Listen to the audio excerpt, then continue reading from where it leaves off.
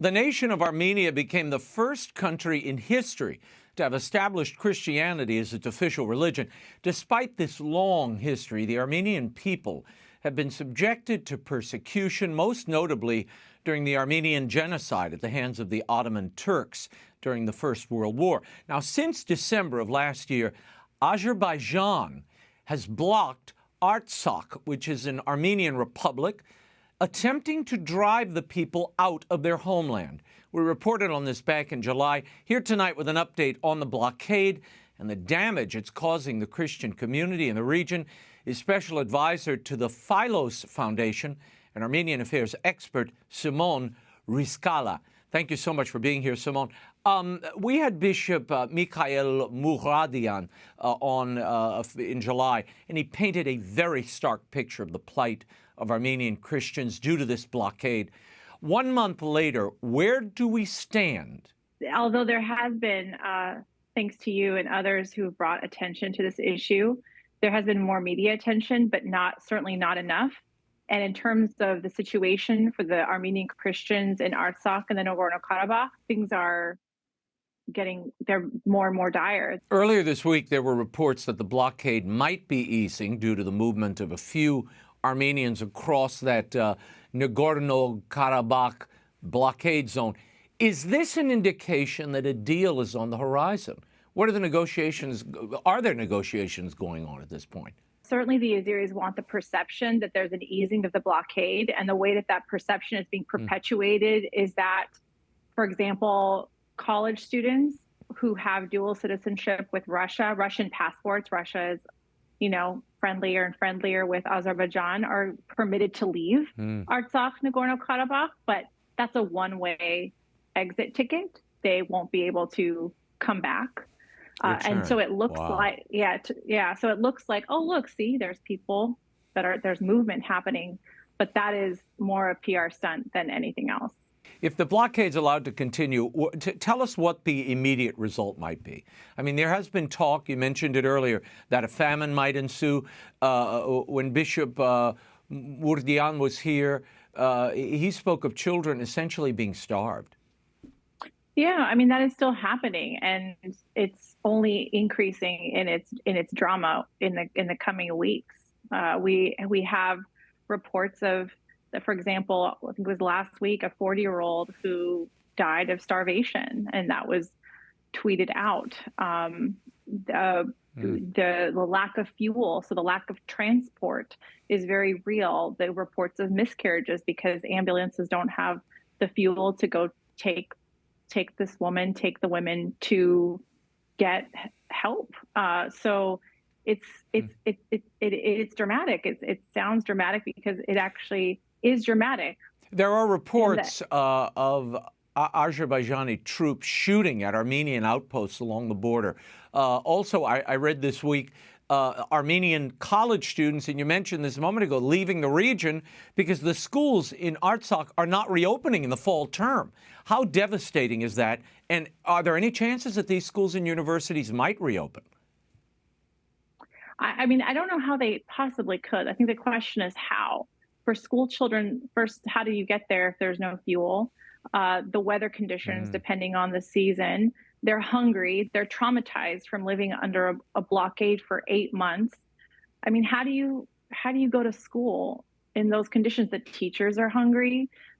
Whatever wheat and vegetables and fruit have been planted, I mean, the Azeris are shooting at farmers. So even though in the springtime there was, farming that happened, how do you get the food to the people without the ability to transport and the farmers being scared because they're being shot at?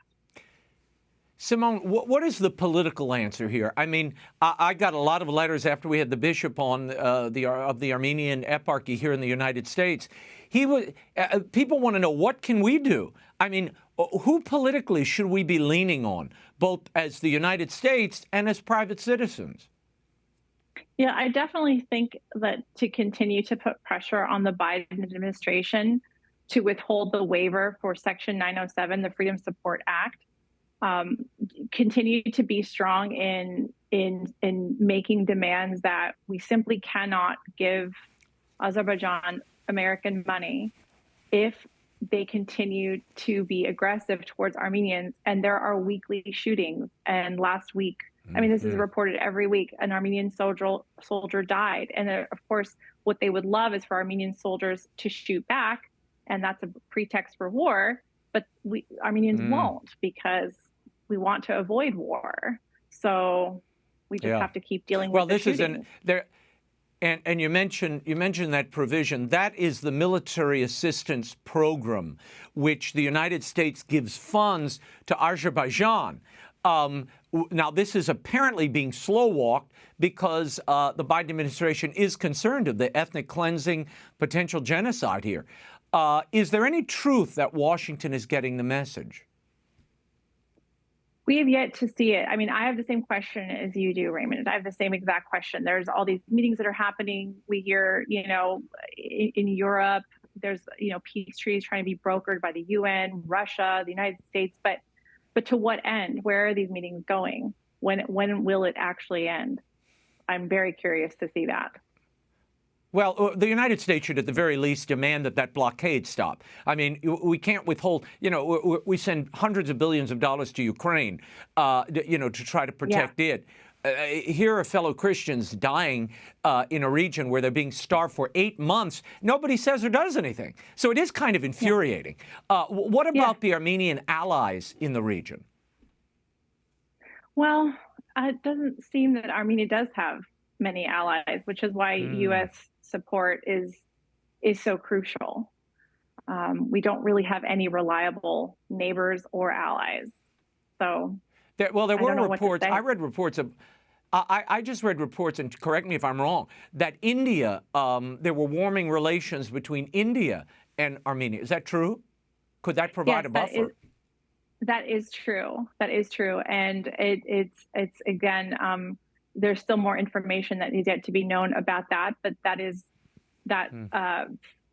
friendly relationship seems to be emerging because of course, India wants to keep checks on Pakistan, who, has an alliance with Turkey and Azerbaijan. So, there's like a tension there. So yes, that is true, but we don't have that much information about it. But certainly the possibility for Armenia to receive weapons, military aid and weapons from India is a positive thing.